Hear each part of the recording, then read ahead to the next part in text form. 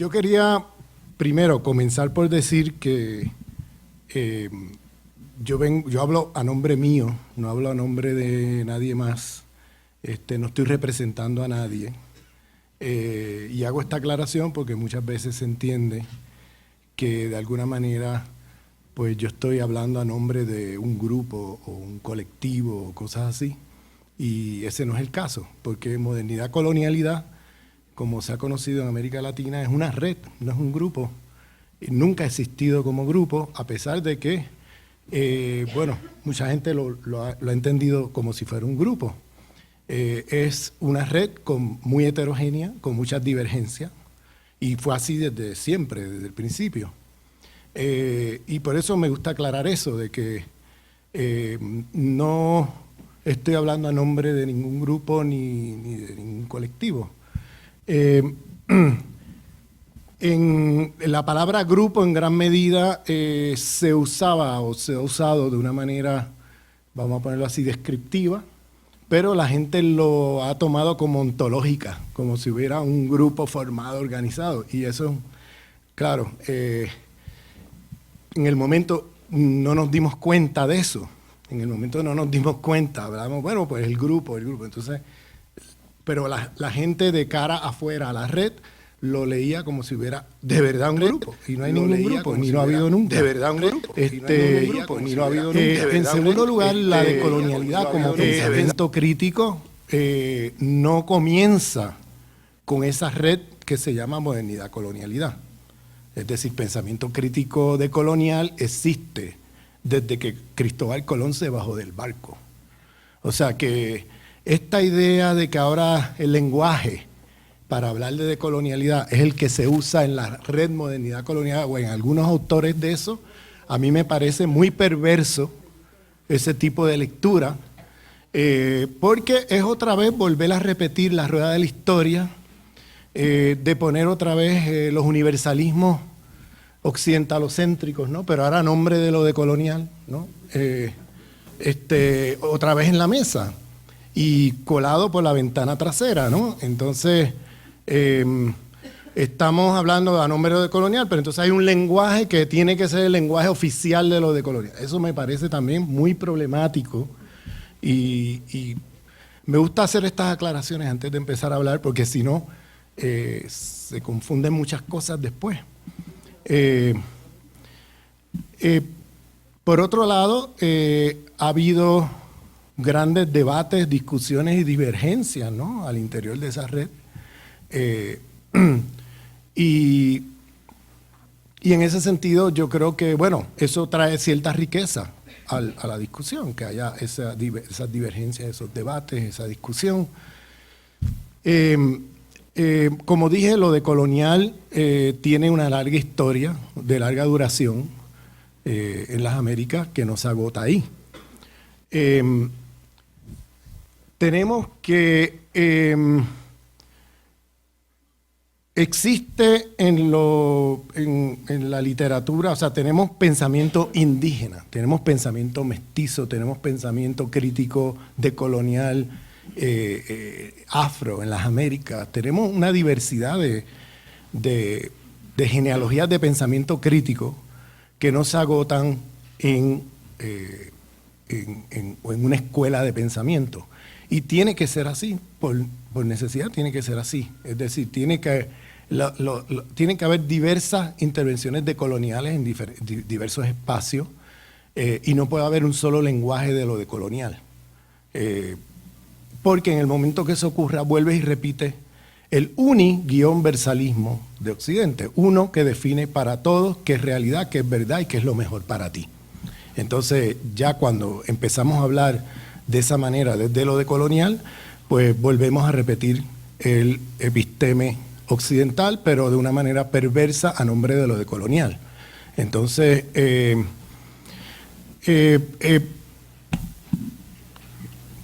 quería hacer esas dos aclaraciones antes de comenzar a hablar, para que un poco se entienda de dónde vengo.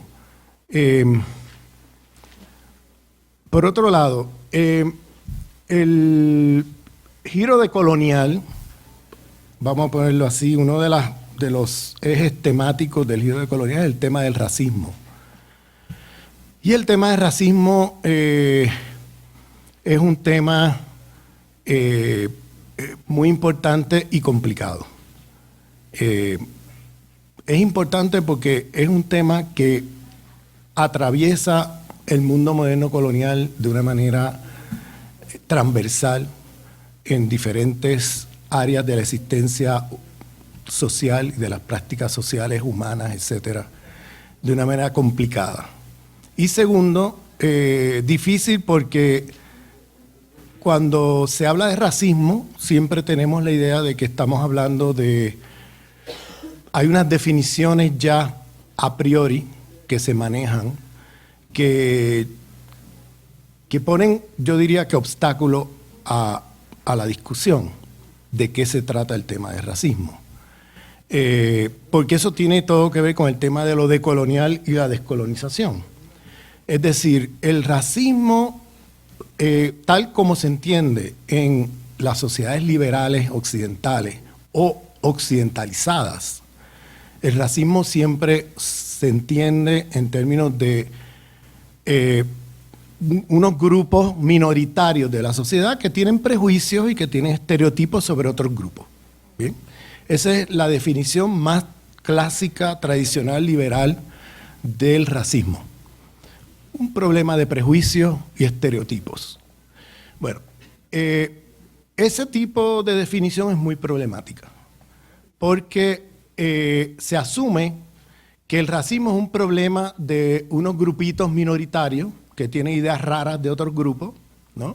Y que, por tanto, la solución al problema pasa por un asunto de educación. Hay que educar a esa gente que tiene estas ideas raras y que tiene estos prejuicios y ya. Ese es más bien cómo se discute el tema del racismo en las sociedades occidentales o occidentalizadas. Sin embargo, el racismo en toda la literatura crítica, de pensamiento crítico, de movimientos sociales, el racismo siempre fue concebido como institucional, como estructural. No es lo mismo definir el racismo como prejuicio o estereotipo que definirlo como institucional estructural. Esto tiene consecuencias teóricas y políticas muy diferentes. Si el racismo es un problema estructural, institucional, quiere decir que es un problema mucho más profundo y más grave. ¿A qué me refiero? No estoy negando que parte del problema también es un tema de prejuicio y también de estereotipos, por supuesto, pero el problema es que no se agota ahí el problema.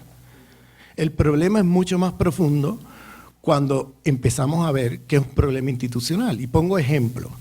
Usted puede tener un cuerpo de la policía, por ejemplo, que en sus prácticas institucionales, o del ejército, por poner un ejemplo, usted, esa institución, ese cuerpo institucional va a unas comunidades y se comporta de una manera, vamos a ponerlo así, violenta con las personas de esas comunidades, mientras que va a otras comunidades y se comporta de una manera, vamos a poner, siguiendo el código de ley. O sea, llegan y aquí está mi identificación, yo soy el policía tal.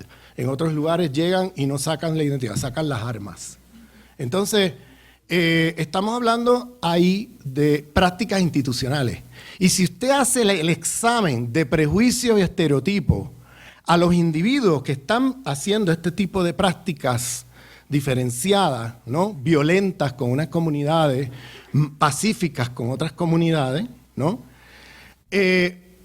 Lo más seguro que el 90% de los policías que usted le hace la prueba de tolerancia, de prejuicio, de estereotipos, pasan el examen muy bien. Es decir, ellos mismos puede que no tengan prejuicios o estereotipos de las comunidades y pasen el examen de tolerancia perfectamente. Pero están en instituciones que tienen prácticas institucionales racistas, que le dan privilegio El racismo no es solamente que afecta negativamente a unas poblaciones, es que también afecta positivamente a otras poblaciones. Es decir, tiene dos caras de una misma moneda. Es decir, le da privilegio a unos grupos y le quita privilegio y vamos a ponerlo así, pauperiza a otros grupos. Es decir, agrava la situación de opresión social de otros grupos. Entonces, puedes tener individuos dentro de ese cuerpo policíaco que pasen el examen muy bien, de tolerancia y de prejuicio y todo eso, pero a la hora de seguir órdenes y de cuáles son las prácticas institucionales del cuerpo al que pertenecen, pues es unas prácticas racistas que dan privilegio a un lado y pauperizan o discriminan con otros, ¿no? Entonces, pongo esos ejemplos para ver un poco cómo el tema del racismo es mucho más profundo que simplemente un tema de prejuicio o estereotipo. ¿Ve? Y por tanto, educar gente con prejuicios y estereotipos es importante, es necesario, pero no es suficiente. Porque todavía tienes prácticas institucionales con una larga duración de herencia colonial que tienen comportamientos, prácticas institucionales, etcétera, que ya traen una carga histórica colonial que sigue presente al día de hoy. Entonces, por tanto, el tema de estructurar es fundamental. Pongo otro ejemplo. Estamos en una universidad y para aquellos que han seguido mi trabajo, yo le llamo universidad occidentalizada. ¿Por qué? Porque aquí se privilegia un episteme y es un episteme de hombres occidentales de 5 países. Bien, en las prácticas institucionales de la universidad occidentalizada, fíjense que no dije occidental, dije occidentalizada, porque no estoy hablando simple y sencillamente de la Universidad de París, Londres, Nueva York. Sí, de ellas, pero más, porque esto es un aparato de poder sistema mundo. La universidad occidentalizada existe en todas partes, en México, en Senegal, en la India, en la China. Es un aparato de poder hoy día mundial que genera las élites occidentalizadas en el tercer mundo que van a hacer el trabajo de intermediación entre el norte y el sur global. Es decir, ahí se producen las élites occidentalizadas del tercer mundo, que pueden tener un rostro, vamos a ponerlo así, no blanco, ¿no? Pueden tener un rostro y que constituyen allí los occidentales dentro de ese espacio, ¿no? De manera que la universidad occidentalizada, si te fijas en la epistemología fundante, es fundamentalmente hombres de 5 países. Franceses, alemanes, británicos, estadounidenses y por ahí por el lado italiano. Entonces, y son hombres de 5 países. Bien, yo cuando oí eso por primera vez me chocó. Y a la primera persona que yo escuché decir esto fue a Boaventura de Sousa Santos, que hizo esta observación y pero será verdad. Y me pongo a mirar y observar cada disciplina y es impresionante. El canon disciplinario son hombres de estos 5 países, sin excepción, es una cosa impresionante. Y cuando miras con detenimiento, los nombres cambian, pero las nacionalidades no cambian. Son los mismos, de los mismos países en la sociología, en la antropología, ciencias políticas, filosofía, historia, etc. Y eso tiene un nombre y un apellido. Y es lo que yo hago con esta observación de Boaventura es hacerme la pregunta como una pregunta histórico-mundial. ¿Cuándo pasó esto? ¿Y desde cuándo tenemos esto? ¿Y cómo llegamos allí? ¿Cómo en el siglo XXI tenemos una epistemología fundante de la universidad occidentalizada que es tan racista y tan sexista? Porque si son hombres occidentales de 5 países, significa que el resto de la humanidad, epistémicamente frente a esos hombres, son inferiores. Y eso es un racismo epistémico, porque estás poniendo como superior hombres de 5 países e inferiorizando el resto del planeta, como si en el resto del planeta no se hubiera pensado, como si en el resto del planeta no hubiera pensamiento crítico en todos los campos de conocimiento que estos hombres occidentales producen conocimiento. Bien, entonces, no estoy negando que en la universidad occidentalizada haya excepción a la regla. Por supuesto que hay profesores y profesoras que se salen de su camino e intentan dentro de esos espacios de traer diversidad epistémica a sus cursos, a sus trabajos, etcétera. Por supuesto que sí. Pero eso es excepción a la regla. Porque la regla es que usted tiene que seguir un canon de pensamiento con unos autores, etcétera, y usted va a ser evaluado en relación a eso. Entonces, el problema ahí es cómo en la universidad occidentalizada tenemos unas estructuras de pensamiento que son racistas, sexistas, y digo sexistas también porque se inferioriza el pensamiento de las mujeres, incluyendo a las mujeres de los 5 países, que no aparecen allí en el canon de pensamiento por ningún lugar. Ya no hablar de las mujeres del resto del mundo, ¿bien? Que han producido pensamiento crítico con respecto a un montón de temas, ¿no?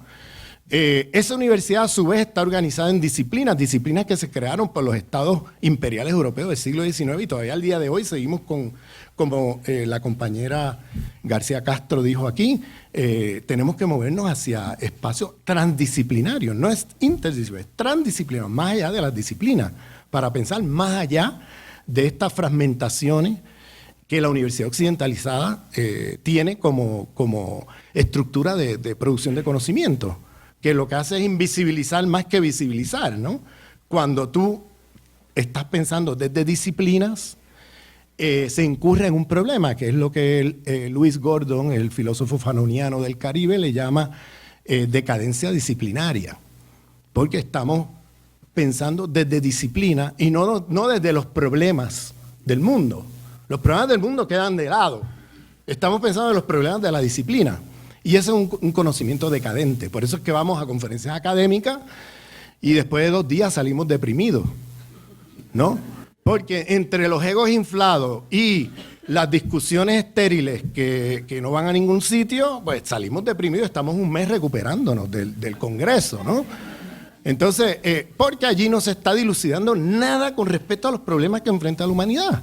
Se están dilucidando problemas allí disciplinarios y las luchas intestinas de las disciplinas y los egos y todo eso, ¿no? Entonces, ese es un conocimiento decadente que no nos lleva muy lejos, ¿no? Entonces, parte del tema de descolonizar pasa por movernos a estructuras de producción de conocimiento transdisciplinario, pero también a estructuras epistémicas que sean diversas epistémicamente, que rompan con el racismo, sexismo epistémico de la universidad occidentalizada. Es decir, que haya una ruptura con ese tipo de epistemología y que entonces cuando miremos los problemas del mundo, no los problemas de las disciplinas, le imprimamos de ecología de saberes todo lo que estemos estudiando, es decir, de diversidad epistémica todo lo que estemos estudiando. Ese sería, ¿no?, un paso para descolonizar la universidad occidentalizada, que ya dejaría de ser universidad y se convertiría en pluriversidad. Pero volviendo al ejemplo que traía, usted puede tener la universidad occidentalizada con cánones de pensamiento epistémico racista, sexista, y yo estoy seguro que usted le hace la prueba de tolerancia, de antirracismo y todo eso a los profesores, y le aseguro que el 99.99% pasan la prueba. Pero cuando van al salón de clase, la institución y las prácticas institucionales te obligan a tener que proveer un canon de pensamiento que es racista, sexista, desde el punto de vista epistémico.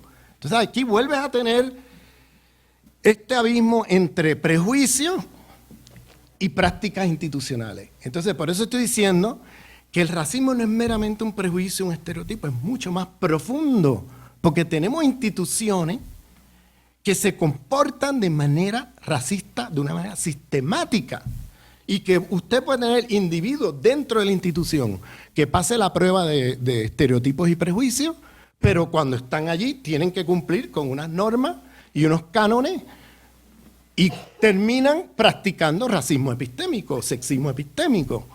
Entonces, pongo el ejemplo simplemente para mostrar que el racismo tiene que ser siempre institucional, si no se queda en una fantasía mental. O sea, yo puedo tener prejuicios, estereotipos, de grupos sociales, pero si no hay instituciones sociales que afecten de manera significativa la vida de las poblaciones, entonces eso se queda como un prejuicio en mi mente. Yo me voy a dormir y mañana, al otro día, no va a haber mayor desempleo de esas poblaciones, no va a haber mayor discriminación en sus derechos ciudadanos, no va a haber, o sea, toda una serie de gama no va a haber racismo estético que afecte su vida en términos de las formas de gusto y belleza, ¿no?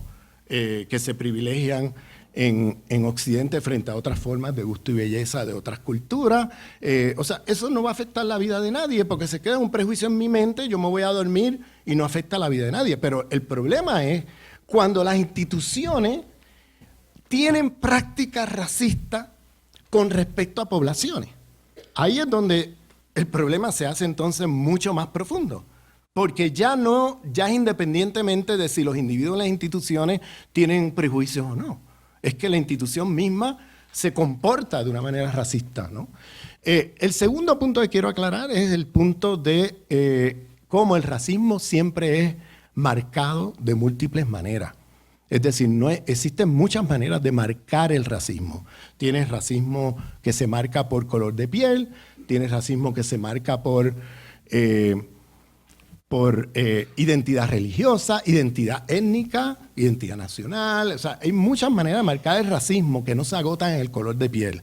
Y el racismo no es un problema de color de piel. Esto es una de las grandes... Por eso cuando digo racismo estético, racismo epistémico, la gente, pero espérate, ¿de qué tú estás hablando? Choca este tipo de lenguaje, pero es que yo estoy usando una definición de racismo muy diferente a la que se usa convencionalmente. Porque siempre se piensa racismo como un problema de color de piel y ya. Y el problema no es, el color de piel es uno de los marcadores, ¿no? La identidad religiosa, la identidad étnica son marcadores del racismo, marcan, pero el marcador no es la definición.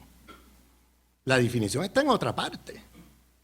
Pero nosotros colapsamos la definición con el tema del color de piel en las Américas, porque el racismo marcado por color de piel en las Américas ha sido muy fuerte, ¿no? En la historia colonial y hasta el día de hoy. Entonces el tema del color sigue siendo un marcador muy fuerte, pero confundimos el marcador con la definición.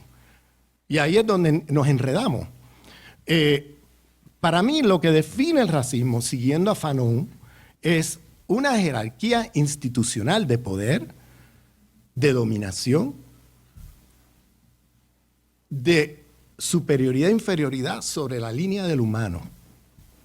Bien, una jerarquía, una institución de poder, de superioridad e inferioridad sobre la línea del humano. Los que están arriba de la línea son los superiores, son igual a los humanos. Los que están debajo de la línea son los inferiores, igual a subhumanos, no humanos. Es decir, son deshumanizados en su humanidad. Y los otros son exageradamente humanizados, ¿no? Los otros son inferiorizados racialmente y por tanto deshumanizados. Subhumano, no humano. Esto es subhumano, no humano, es muy importante porque es el divide y vencerás. Pones uno un poquito más arriba que el otro y claro, aunque los dos estén debajo de la línea humana, no se pueden ver entre sí y no pueden organizarse políticamente contra un poder de dominación racial. Porque es uno subhumano, el otro es marcado como no humano y ahí estás toda la vida peleándose sin poderse unir políticamente frente al poder que los oprime. Eso se llama divide y vencerás, ¿no? Por eso es importante eso. Pero el tema ahí es que el marcador puede ser de eso superioridad e inferioridad de la línea humana, puede ser por diversas, puede ser por color de piel, puede ser por identidad religiosa, étnica, etcétera, ¿no?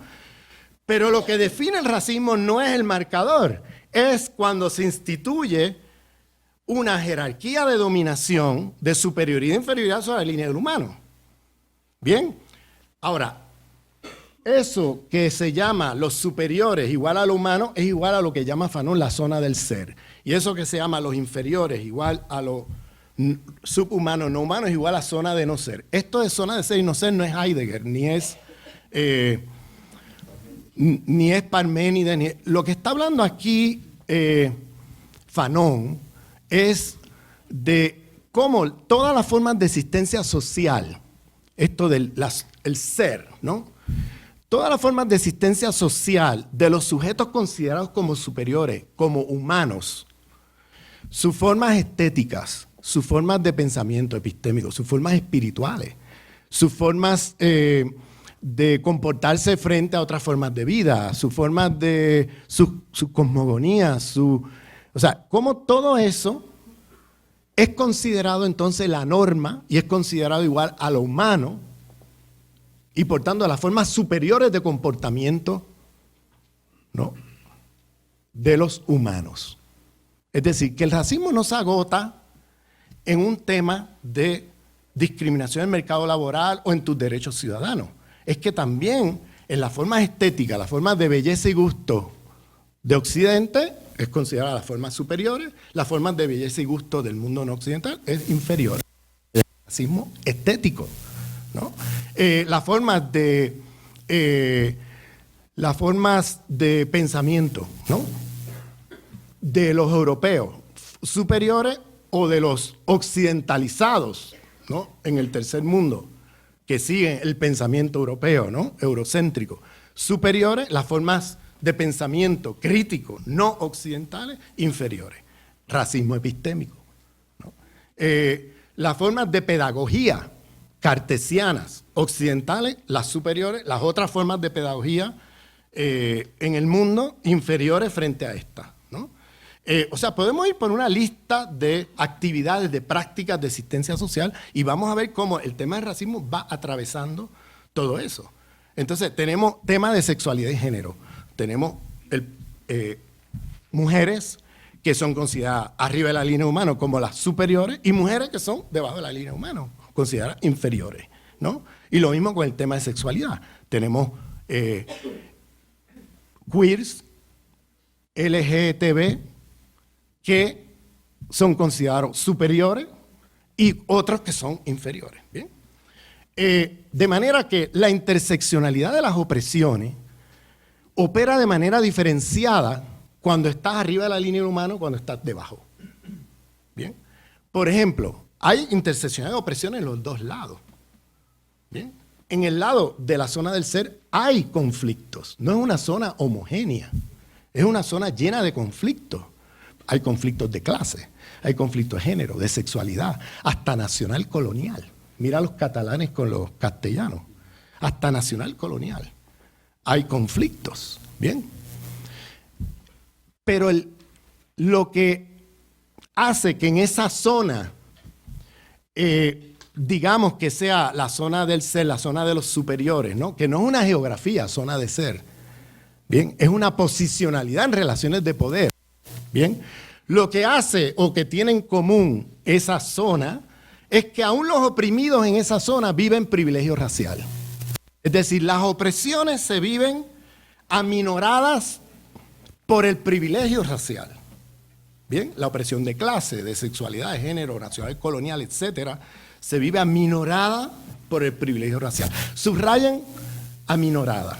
Y las opresiones en la zona del no ser, de clase, de género, de sexualidad, el colonial, se vive agravada, todas esas opresiones agravadas, y subrayen agravado, por la opresión racial. Bien, entonces, esto de aminorado agravado, esto tiene todo que ver con la definición que yo estoy tratando de pasar aquí sobre lo que es el racismo, porque tiene que ver con la materialidad de la dominación. Es decir, lo que define el racismo es una materialidad de la dominación diferenciada. En la zona del ser, los conflictos de clase, de género, sexualidad, nacional, colonial, se manejan a través de métodos de regulación y emancipación. Regulación se refiere a los métodos de códigos de derecho. Como la humanidad del otro oprimido es reconocida por el opresor, se le extienden códigos de derecho, derechos laborales, derechos de la mujer, derechos queer, derechos, puedes ir sobre una gama de derechos que se extiende para administrar los conflictos, para gestionar los conflictos. Cuando hay conflicto, se acude a un tribunal, códigos de derecho, etcétera, o discursos emancipatorios, donde se reconoce la igualdad, se reconoce el derecho, el tema de la igualdad, el tema de la autonomía de los individuos, el tema de la libertad, el tema de, o sea, toda una serie de discursos emancipatorios que se reconocen en la zona del ser. ¿Bien? Y cuando digo zona de ser y no ser, no es solamente norte-sur. Es eso, pero es más, porque tiene zona de ser y no ser dentro de la Ciudad de México. Tiene zona de ser y no ser en relación de la Ciudad de México con Chiapas. Tiene zona de ser y no ser dentro de Chiapas. Tiene zona, o sea, esto se va concatenando de lo global a lo local en diferentes. Y tú puedes estar clasificado en un espacio geográfico como zona de ser, como el superior, y frente a otro espacio eres el inferior. O sea, que tienes que ver esto de una manera compleja, que no se puede pensar esto como una geografía simplemente, sino como una posicionalidad en relaciones de poder. ¿Bien? ¿Qué es lo que hace que se aminoren las opresiones en la zona del ser? Pues que la gestión de los conflictos pasa por métodos fundamentalmente pacíficos como excepcionales de violencia, como por ejemplo el tema de la regulación y la emancipación, donde cuando hay conflicto, como excepción se acude a la violencia, ¿no? El sistema acude a la violencia, pero como regla, en esa zona se tramita o se gestiona el conflicto con métodos más o menos pacíficos. Métodos de tipo legal o reconocimiento de discurso emancipatorio, etc. Pero en la zona del no ser, la gestión de los conflictos pasa por otra materialidad de la dominación, que no es la regulación ni la emancipación, es la violencia y el despojo. La violencia y el despojo, como la regla a través de la cual el sistema gestiona el conflicto de clase, conflicto de género, conflicto sexual, conflicto nacional colonial. ¿Bien? Eso es lo que hace que ahí se agraven las opresiones, porque ahí es la violencia del despojo. Ahí los códigos de derecho colapsan. Ahí el reconocimiento a la humanidad colapsa. Ahí, aunque el sujeto pueda ser formalmente un ciudadano, los códigos de derechos ciudadanos colapsan. Porque ahí las institucionalidades del Estado, económicas, políticas, culturales, etcétera, se comportan frente a esas poblaciones de una manera violenta y de despojo de recursos, ¿no? Este tipo de mecanismo plantea una materialidad de dominación diferenciada frente a la zona del ser. Entonces ahí se agravan todas estas opresiones. La interseccionalidad de las opresiones se vive ahí también, pero agravada por la opresión racial. Fíjense, ¿dónde empezamos la discusión de qué es el racismo, la crítica a esta idea de que el racismo es un problema de prejuicio, estereotipo? Y miren dónde estamos. Miren dónde estamos ahora, ¿no? Cuán profundo y cuán complejo es el tema. Porque ya estamos hablando de racismo epistémico, de racismo, de una violencia epistémica, una violencia estética, de una violencia económica, política, de género, sexual. O sea, pasamos por una gama de áreas de la existencia social donde el racismo entra de una manera a reclasificar de manera diferenciada la materialidad de la dominación del sistema. Entonces, ¿qué pasa? Esto tiene implicaciones epistemológicas. Porque, ¿qué pasa? Todo el pensamiento crítico que hemos bebido está montado sobre la experiencia histórico-social de un oprimido en la zona del ser. Entonces, ¿qué pasa? Todo ese pensamiento crítico, como por ejemplo el marxismo, que es pensado desde lo que significa un oprimido, un proletario europeo. Eso fue lo que teorizó Marx. Marx no teorizó qué significa ser un esclavo en el mismo sistema. Marx nunca teorizó qué significa ser un sujeto colonial en el mismo sistema. Para eso necesita otros autores y autores que sí lo pensaron. Autores y autoras que pensaron ese problema. Lo mismo pasa con el tema de sexualidad o género. Tú no vas a tener vas a tener teoría, vamos a poner así, de género, ¿no? Crítica de género, o teoría queer, que se produce a partir y al calor de la experiencia histórico-social de un oprimido en la zona del ser. Pero ¿qué pasa con un oprimido queer o un oprimido, una mujer, en la zona del no ser? Para eso necesita otras autoras y autores que han pensado eso. No los autores canónicos del pensamiento del feminismo hegemónico o del pensamiento queer hegemónico. Necesita otro cuerpo de autores y autoras que sí han pensado eso. ¿Ve? Entonces, el problema, lo mismo nacional colonial. Miren el ejemplo entre los catalanes. Miren, los catalanes, y yo he estado presente en marchas de 2 millones pidiendo la independencia de Cataluña. Y luego termina la marcha y hay una gran fiesta en Barcelona, que termina al amanecer. ¿Bien? Nadie muere, nadie queda preso, no pasa nada. ¿Bien?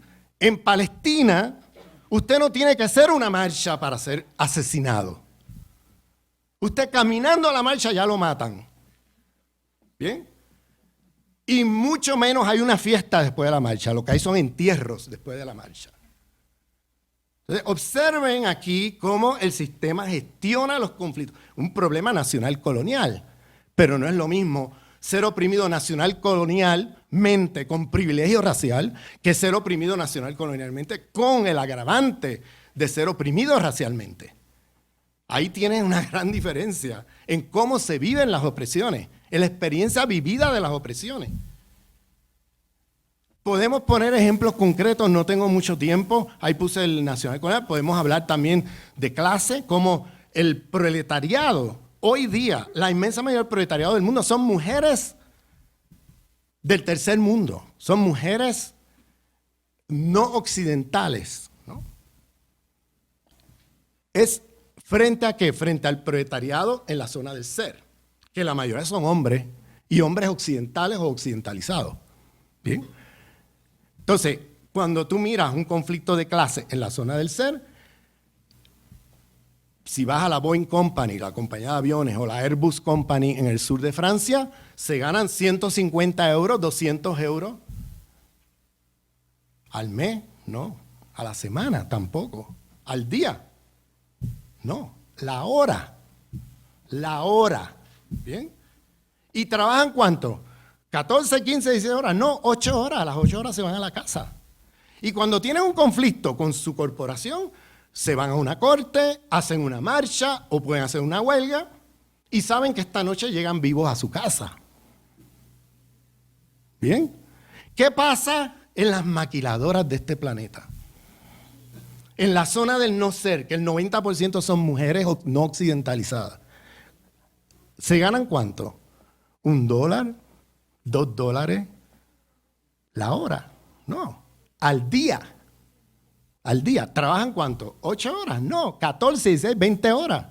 Y cuando hay un conflicto con la corporación, saben que si hacen una huelga, que si llevan al patrono a una corte, o si hacen una demostración en la calle, se juegan la vida. Esta noche puede que no lleguen vivas a su casa. Se juegan la vida. Aquí en México yo no tengo que explicar mucho esto. Bien, porque ustedes esto lo conocen muy bien. En otras partes del mundo hay que explicar estas cosas, pero bueno, aquí no. Y ahí ves la opresión, cómo se vive la opresión de clase de una manera totalmente diferenciada.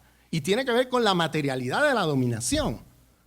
Entonces, el punto que quiero hacer es que tienen implicaciones epistemológicas porque ¿desde dónde estamos pensando el mundo? Es la pregunta que tenemos que hacernos. ¿Desde qué corpo política y desde qué geopolítica del conocimiento pensamos el mundo? ¿Desde qué cuerpo de pensamiento crítico estamos pensando el mundo? Estamos pensando el mundo desde las pensadoras y pensadores que han pensado una opresión en la zona del no ser. Angela Davis, Gloria Anzaldúa, Silvia Rivera Cusicanqui, el grupo de las Glefas, Ochi Curiel, Karina Ochoa, Breni Mendoza, Aura Cumes, etcétera, o estamos pensando el mundo desde las autoras y autores canónicos de la zona del ser. Yo no tengo problema si los de la zona del ser vinieran y me dijeran, mira, yo pensé este pensamiento crítico a partir de la experiencia histórico-social de una mujer oprimida en París y en Nueva York. Yo no pretendo que mi teoría agote la explicación de las opresiones de mujeres en otras partes del mundo, porque no conozco eso. Para eso léete a estas autoras. Yo no tengo problema con eso. O que vengan marxistas y me digan, mira, hemos pensado el problema de clase a partir de oprimidos en la zona del ser, pero no sabemos qué significa en el otro lado. Para eso léete a Walter Rodney, a Aimé Césaire, Fran Fanon, léete a Silvia Rivera Cusicanqui, léete... Yo no tengo problema con eso. El problema es que ellos se representan como universales. Ahí es donde empezamos a tener problemas. El problema es cuando se representan como... Aquí se agota la explicación de todas las opresiones de clase o de género, de sexualidad, la que sea, a nivel planetario. Ahí es donde yo empiezo a tener problemas. Cuando no se piensan como particulares, se empiezan a pensar como universales. Y ahí viene el racismo, el sexismo epistemológico. Porque en el momento que ellos se piensan como universales, ellos piensan que sus teorías son las teorías que dan cuenta. Ahora, esto es un tipo de colonialismo de izquierda, ¿no? Porque es desde la izquierda, de la zona del ser, que se producen estas teorías que luego se globalizan como teorías los superiores, ¿no? Que te van a dar cuenta de la explicación de las opresiones planetarias, ¿no? Y los otros autores y autoras que han pensado lo que significa la opresión en el 80% de la humanidad quedan inferiorizados epistémicamente, ¿no? Frente a este canon de autores, etcétera, ¿no? Lo mismo el psicoanálisis. El psicoanálisis, ¿qué pensó? Pensó las neurosis de las clases medias blancas austriacas. Eso era lo que Freud estaba teorizando. Él nunca pensó lo que significaba la neurosis de un hombre negro en un mundo blanco. Eso lo pensó Fanon, ¿no? Etcétera. Y Fanon es el primero que dice, la teoría psicoanalítica no es universal, ni puede dar cuenta, el complejo de Edipo no es universal, eso es una cosa de las clases medias blancas europeas. Eso no existe acá en el mundo de los colonizados, etcétera. O sea, estoy poniendo estos ejemplos un poco para ya terminar y decir que el tema de la colonialidad, si no se centra desde este tipo de, vamos a ponerlo así, de perspectiva crítica con respecto al racismo, pierde sentido el tema. Porque entonces, ¿de qué nos estamos descolonizando? Si vamos a hablar de descolonización. ¿De qué nos estamos descolonizando? Entonces, yo creo que hay que poner en el centro de la discusión el tema del racismo y cómo el racismo se articula de manera compleja con temas de opresión de género, opresión sexual, opresión nacional colonial, opresión de clase, etc. Entonces, pensarlo interseccionalmente, como dicen las feministas negras y chicanas, y poniendo en el centro de la discusión la diferencialidad de la interseccionalidad en una zona o la otra, para entonces dar cuenta de cómo la experiencia vivida, cómo las teorías que necesitas para entender el mundo en cada zona es diferente y además las estrategias de liberación, que así, ahora sí no tengo tiempo, son muy diferentes en cada zona. Pero bueno, muchas gracias. Y bueno, yo estoy en un conflicto porque yo había preparado una ponencia, ¿verdad? Y había preparado pues un intento como de acercamiento a cómo se empieza a gestar o cómo se empiezan a gestar los debates descoloniales de manera más reciente en nuestra región latinoamericana o en Abya Yala, intentando ubicar históricamente de dónde viene el debate a partir de este gran parteaguas que significa la década de los 80s y los 90s en las transformaciones tanto locales como globales que impactan de manera contundente en América Latina, ¿no? América Latina, sabemos, es el laboratorio político a nivel mundial que, sobre todo para el caso del neoliberalismo y la globalización, pues representa esta primera apertura que generó una serie también de cismas en términos del pensamiento y del pensamiento crítico. Y de ahí se desarrolla, hay un boom del pensamiento decolonial, primero más bien postmoderno desde la crítica occidental y luego desde América Latina hay una serie de preguntas que tienen que ver con que si lo que estábamos viviendo en la década de los 90 era una profunda crisis de la modernidad que tendía a la desaparición del proyecto moderno, es decir, si íbamos a la postmodernidad o si realmente era una crisis que reciclaba la propia apuesta moderna. Y la pregunta en América Latina, que no solo surge de los pensadores y las pensadoras latinoamericanas, sino que también empieza a evidenciarse en muchos movimientos sociales que empiezan a emerger, como es el movimiento indio, el movimiento afrodescendiente en este continente, la primera pregunta era, ¿somos modernos en América Latina o qué tipo de modernidad se ha dado en América Latina como para pensar si estamos en un proceso de posmodernidad? Y eso tiene detonantes muy importantes. Mi ponencia escrita iba en esa dirección para ubicar cómo el debate y las aportaciones de los y las pensadoras descoloniales recientes, porque como bien dice Ramón, el tema de la descolonialidad no es algo que surge en la década de los 90, sino que surge en el momento mismo en que baja del barco Cristóbal Colón y hay que empezar estos procesos. De este debate descolonial más contemporáneo, pues tiene que ver con un proceso histórico claro, que es justamente el proceso de globalización y la imposición de la apuesta neoliberal en este continente, que además va a ser, como les digo, el laboratorio que va a dar pistas para que hoy en Europa apliquen las mismas medidas y las mismas recetas que aplicaron hace más de 20 años en América Latina. Lo que está pasando en Grecia, lo que está pasando en Italia y en España fue sin duda aprobado primero en América Latina, medido y afinado. Y claro, no solamente están las imposiciones que vienen desde arriba, sino también las reacciones y las apuestas que vienen desde abajo. El movimiento zapatista en México es un referente muy importante de lo que después se llamaría el pensamiento descolonial. Y yo se los estoy diciendo esto porque al final no lo voy a abordar. O sea, después de que Ramón habló, me siento interpelada y me siento provocada y me gustaría más hablar de un debate pasión que yo he desarrollado que tiene que ver con algo que yo he llamado la feminización de lo indio y que además ha causado bastante... Eso lo platicaba ayer con Brenny, yo decía, tengo que empezar a ver si lo quiero nombrar así porque de repente genera bastante resistencia por cómo lo planteo. Entonces les voy a plantear primero lo que iba a contar y luego les voy a contar lo que voy a contar.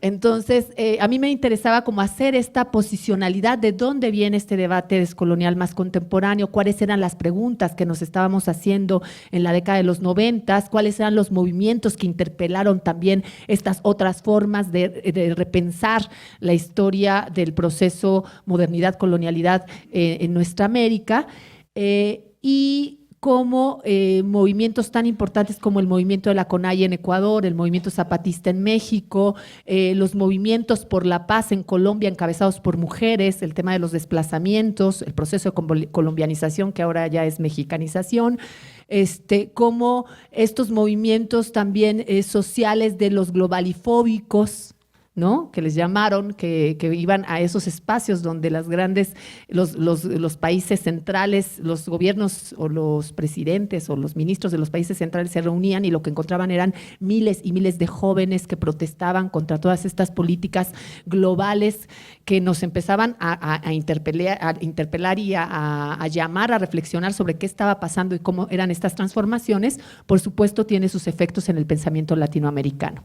Y este trabajo también quería presentarlo en términos de la intersección o del cruce que hay entre estos nuevas formulaciones, que no son tan nuevas, de lo que sería el pensamiento descolonial más contemporáneo, donde están los planteamientos de Enrique Dussel, Aníbal Quijano, de Ramón Grossfogel, de Edgardo Lander, de María Lugones, y otros tantos más, Nelson Maldonado, en fin. Y lo quería cruzar con muchos de los aportes que las feministas latinoamericanas hemos ido planteando y puesto en la mesa de discusión. Brenny Mendoza en su último libro tiene un documento muy interesante que justamente hace este mapeo y este rastreo de cuáles son los aportes y desde dónde vienen las discusiones que se articulan con el pensamiento descolonial. Y una de las cosas que vale la pena decir es que, a diferencia de los pensadores descoloniales, que se les denominó el Grupo Modernidad Colonialidad, pero que son una red y que son parte de un giro decolonial, parten de supuestos comunes, ¿no? De supuestos comunes como la modernidad nace en 1492, en el momento mismo en que Europa se puede mirar a sí misma con un ego unificado, como diría Dussel, o el planteamiento y la base común de que este momento subjetivo de construcción de la modernidad también construye colonialidad de poder con una serie de patrones, creencias y valores que dan sentido al sistema mundo colonial moderno, que es el planteamiento de Aníbal Quijano. La mayoría de los autores que se inscriben en este giro parten de estos supuestos. En el caso del pensamiento feminista latinoamericano, que se va engarzando y que se va articulando y que se va acercando y alejando a estos planteamientos, no hay un piso común de partida y por el contrario hay muchos lugares diversos desde donde enunciamos e intentamos explicar cómo se construye la dominación que atraviesa la dimensión racial, la dimensión de clase, pero también la construcción de género. Y en ese sentido, pues como no lo voy a abordar porque ya me eché para atrás y voy a abordar otra cosa, les invito a que puedan leer el trabajo Breni Mendoza, que hace un trabajo muy interesante en torno justo a este recorrido. Y por supuesto, en ese trabajo vienen los planteamientos de varias autoras, como María Lugones, que inaugura el concepto de colonialidad de género en un debate muy interesante con dos teóricas, una pensadora africana y una pensadora cherokee en torno a cómo se construye la colonialidad de género, pero también viene toda la tendencia de pensamiento muy diversa de las mujeres indígenas latinoamericanas y feministas indígenas latinoamericanas que empiezan a interpelar también estas voces, desde Julieta Paredes, que habla del entronque de patriarcado, hasta Aura Cumes, que polemiza y habla de la dominación masculina como un elemento también de cuestionamiento de estos posicionamientos, y otras compañeras como Lorena Cafnal, y etcétera, etcétera. Entonces, bueno, eso es lo que iba a presentar. Y no lo voy a presentar, porque al final el debate que nos presenta Ramón Grosfoguel es un debate que se enclava justo en lo que yo he estado trabajando en los últimos años y que surge de la pregunta, o que podría reformularse a partir de la pregunta de dónde se construyen, de dónde emerge esta línea divisoria entre la zona del ser y del no ser. Yo no me lo formulé así cuando empecé a trabajarlo, no conocía todavía el trabajo de Ramón Grosfoguel en esta línea, y yo la pregunta me la fui formulando en torno a cómo se construye la noción del sujeto indio. Es decir, de dónde viene esta noción del sujeto indio que no entra o no tiene cabida dentro de la lógica del sujeto liberal, o de la lógica del sujeto que se construye desde la genealogía liberal. Y entonces, pues me fui a los clásicos de la teoría política y me di cuenta que ellos no hablaban de los indios. Locke hablaba de los indios, pero tampoco profundizaba, pero ni Hobbes ni Rousseau hablaban de los indios, hablaban de las mujeres, sí, y del lugar que ocupaban las mujeres en esta división dicotómica de la modernidad entre la zona de las necesidades y la zona de la razón, o la zona de la pasión y la zona de la razón, donde las mujeres quedamos en el ámbito de la pasión y los hombres quedan en el ámbito de la razón, pero no se hablaba de cómo se construía la noción del sujeto indio o india. Y entonces terminé ahí con los teólogos del siglo XVI y fue ahí donde encontré el debate que sustenta la idea del sujeto o del no sujeto o del subsujeto indio o indígena o india, y me fui a hacer una exploración profunda a tres teólogos que son básicos en el debate sobre la noción del sujeto indio. Uno lo conocemos de manera muy fuerte en América Latina porque también se ha convertido en un ícono como el defensor de los indios, cosa que yo matizo, que es Fray Bartolomé de las Casas, que discutió con Ginés de Sepúlveda justamente el tema del alma, ¿no? Si los indios tenían alma o no tenían alma, y en el fondo de esta discusión lo que hay, y retomo para hacer este diálogo y este puente con lo que plantea justamente Ramón, lo que hay es una discusión donde se está perfilando ya la línea entre el ser y no ser, porque el tema de discusión entre Ginés de Sepúlveda y Fray Bartolomé de las Casas no es el alma por sí, es la condición de humanidad de esos otros que había que definir, que no es la misma discusión que se tiene frente al mundo musulmán y árabe, porque los musulmanes eran herejes, pero eran considerados humanos. La discusión que había en el mundo, y esto lo desarrolla también muy bien Ramón en algunas de sus conferencias, la discusión que hay con el mundo musulmán y el mundo árabe no tiene que ver con la disputa sobre su condición de humanidad, tiene que ver con una disputa de infidelidad, de no honrar al mismo Dios o al Dios verdadero. La disputa en este continente en el siglo XVI con los teólogos dominicos, fundamentalmente, sí es una discusión que atraviesa por la condición de humanidad de ese otro. y lo pongo en la mesa porque creo que se articula con este debate sobre la zona del no ser y del ser y no ser, y se articula. El debate de Ginés de Sepúlveda y Fray Bartolomé de las Casas lo que está poniendo ya en la mesa de discusión es la formulación de esta idea de la otredad, para empezar, pero también del yo. Entonces, el yo se construye y se configura bajo este proceso de universalidad del yo europeo que necesita de un no yo, que es ese otro, que al ser negado, y esa exterioridad al ser negada implica ser condicionada como no humana. Ahora, yo en este debate que no voy a descifrar como muy profundamente, sino que voy a ir planteando pistas, lo que planteo es que a ese otro también se le diferencia. No es lo mismo el proceso del no yo que se otorga a las poblaciones indígenas del proceso de no yo que se les atribuye a las poblaciones africanas venidas en condición de esclavitud. Y esto es clave porque mientras Ginés de Sepúlveda era un seguidor del esclavismo y decía tanto negros como indios solo pueden ser esclavos porque no tienen alma, Bartolomé de las Casas apelaba a una condición diferenciada de la población indígena. Fray Bartolomé de las Casas decía que los indios eran protocristianos porque tenían todos los valores de la cristiandad, pero su problema es que no conocían al Dios verdadero. En el fondo, lo que se está discutiendo en esas controversias de Valladolid es cómo justificar la presencia española en estos territorios. Y entonces Bartolomé de las Casas pues no era un liberador y emancipador de los indios, porque él al final creía que sí tenían que estar los españoles en estos territorios porque tenían que evangelizar a los indios. Y los tenían que evangelizar porque el problema de los indios es que no conocían al Dios verdadero. Él decía que los indios tenían todos los elementos de la cristiandad y que su problema era no conocer a Dios. Es decir, Bartolomé de las Casas no reconoce a los indios porque Bartolomé de las Casas lo sobreinterpreta. Para él los indios eran buenos cristianos, pero no tenían lo elemental para ser cristianos. Bartolomé de las Casas no es capaz de reconocer a los indios en su propia condición de autoasignación de la población que después, o sea, que hoy conocemos como indígena o indios. Y en ese sentido, el debate de la zona del no ser y la zona del ser es un debate que yo comparto que efectivamente se construye con el proceso de colonialidad y con el proceso de invasión, conquista y colonización de las Américas o de nuestra América.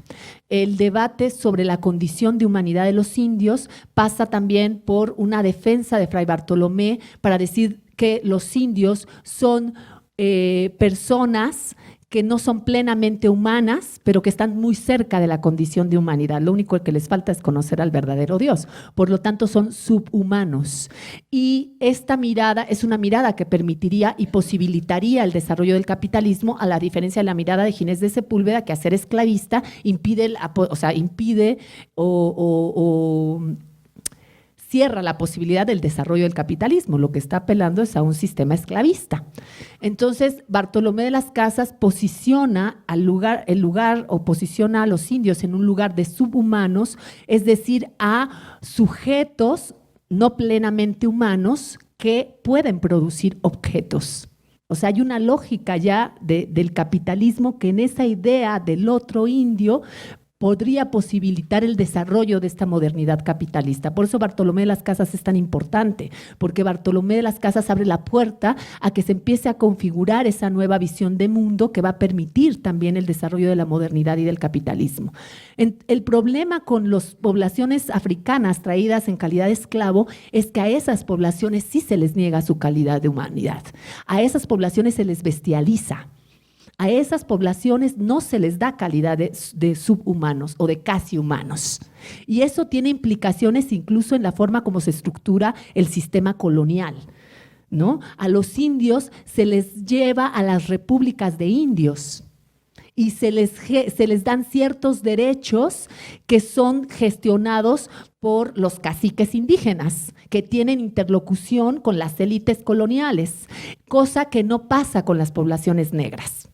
Por eso cuando Ramón habla en la zona de no ser también hay subhumanos y no humanos, a mí me parece muy interesante porque si bien Ramón abstrae, digamos, en términos generales este debate lo podemos encontrar en su aterrizaje histórico, en el debate de los teólogos del siglo XVI.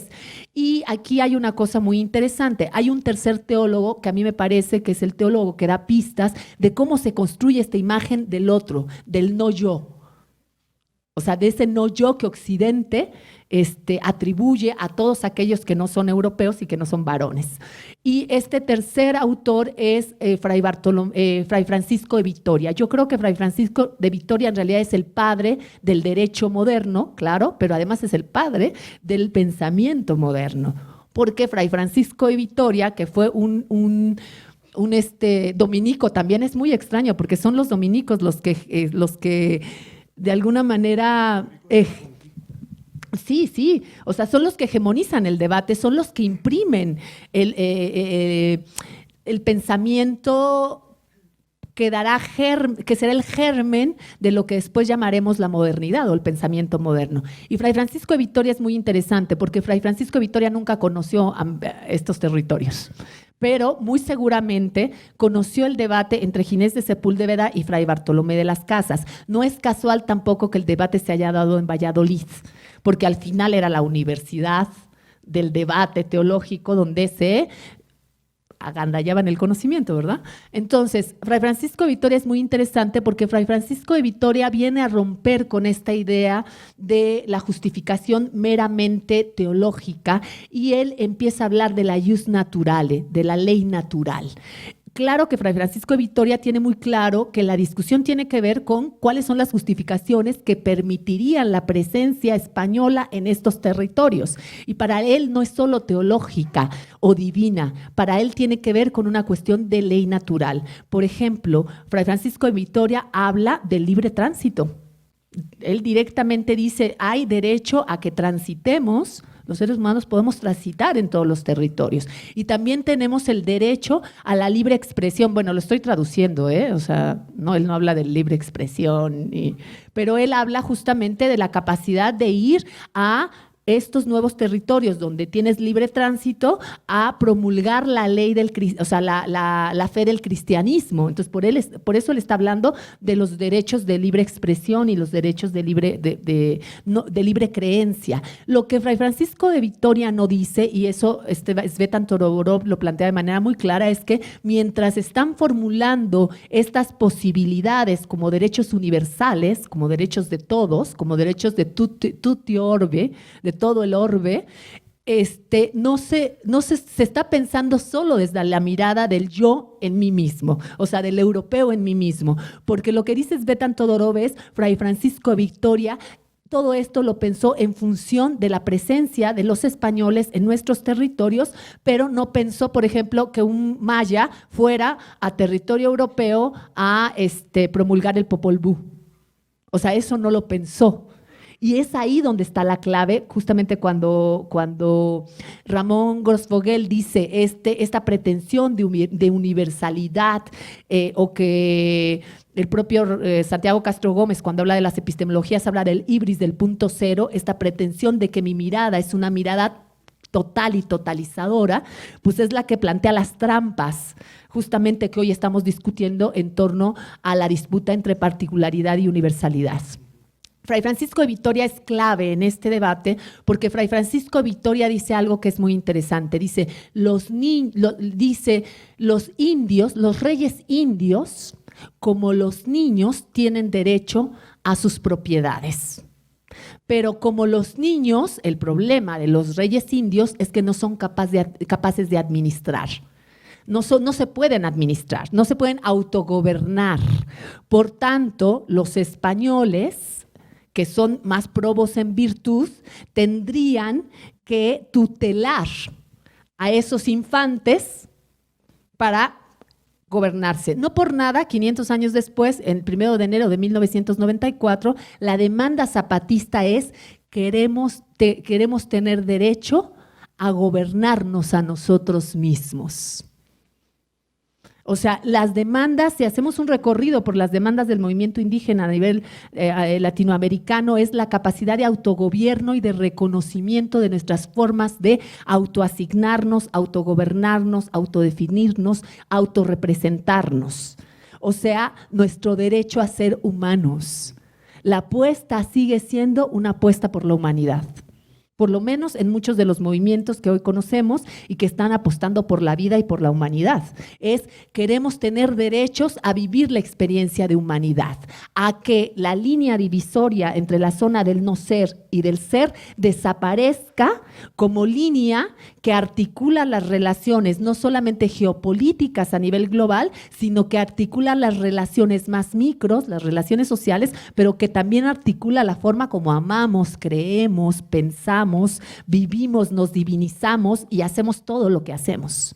La apuesta sigue siendo una apuesta por humanizarnos y la apuesta es la apuesta por la vida. Por eso muchos de nosotros no solamente le apostamos a la vía académica, le apostamos a la vía de la lucha, pero también le apostamos a una vía corpo espiritual que nos recupera y nos reencuentra con nuestros cuerpos, nos reencuentra con nuestras mentes y nos reencuentra con nuestros corazones.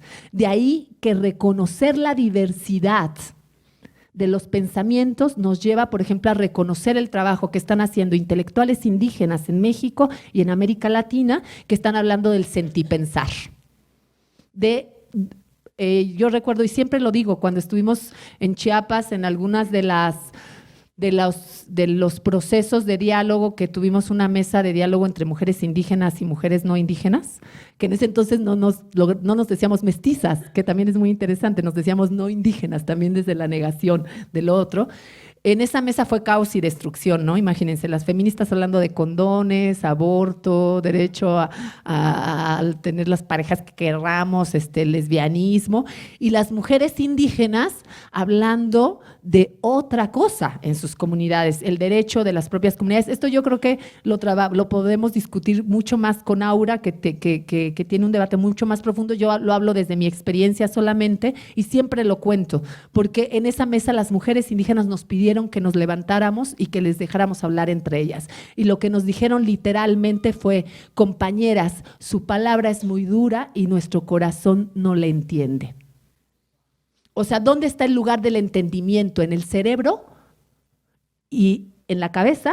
¿O hay un lugar de entendimiento que atraviesa por el lugar del corazón? Lo primero que habría que preguntarnos es qué entendemos nosotros por corazón y qué se entiende desde estas miradas por corazón, ¿verdad? Porque a lo mejor pensamos que el corazón es 14 de febrero y Día del Amor de la Amistad. Y no, o sea, lo que significa necesariamente es repensar desde los significados que le otorgan los propios sujetos y sujetas de estos pueblos a estos nombramientos. Y eso significa que tenemos que entrar al debate del reconocimiento, pero no desde una apuesta liberal.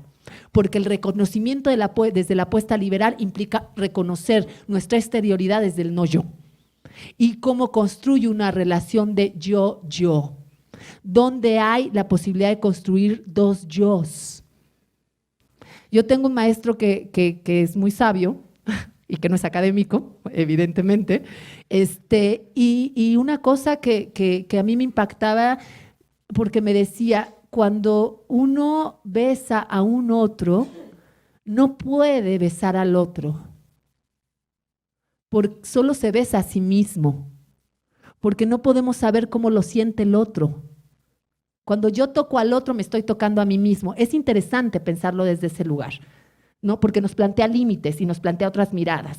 Un poco la apuesta, y regreso ahorita a Fray Francisco de Vitoria y al planteamiento que yo hago, que es muy problemático y que me gusta porque es problemático y no me puedo desaprender de él.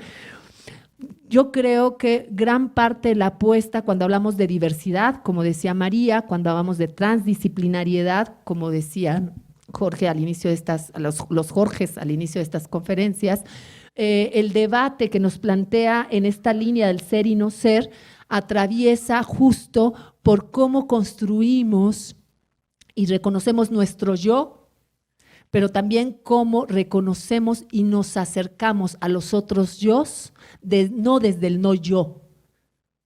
El tema del reconocimiento no pasa, como decía Ramón, porque desde el lugar hegemónico y superior, yo otorgue un reconocimiento, o sea, una dádiva a ese otro que sigue siendo un no yo. Y esto atraviesa por muchos niveles. Yo lo que planteo, y esta es la parte más problemática de la formulación que yo hago, es que desde el pensamiento de Fray Francisco de Vitoria, que desde mi punto de vista es la simiente de la apuesta y de la forma de mirar el mundo moderno, hay un acto de tutelaje. Hay un acto de infantilización del otro. Fray Francisco Vitoria lo plantea de manera contundente. Sin embargo, yo formulo el proceso de feminización del otro por varios motivos. Primero, el proceso de infantilización tarde o temprano termina. Ser infante termina cuando llegas a la mayoría de edad. Lo primero que me pregunto es ¿cuándo vamos a llegar a la mayoría de edad en nuestras regiones? O sea, ya pasaron 500 años. Yo creo que ya pasó suficiente tiempo, ¿no? Ya pasamos los 18, los 21 para tener la credencial de adultos, ¿no? Entonces, estamos hablando de un proceso de tutelaje permanente, donde el acceso a la mayoría de edad no es un acceso posible.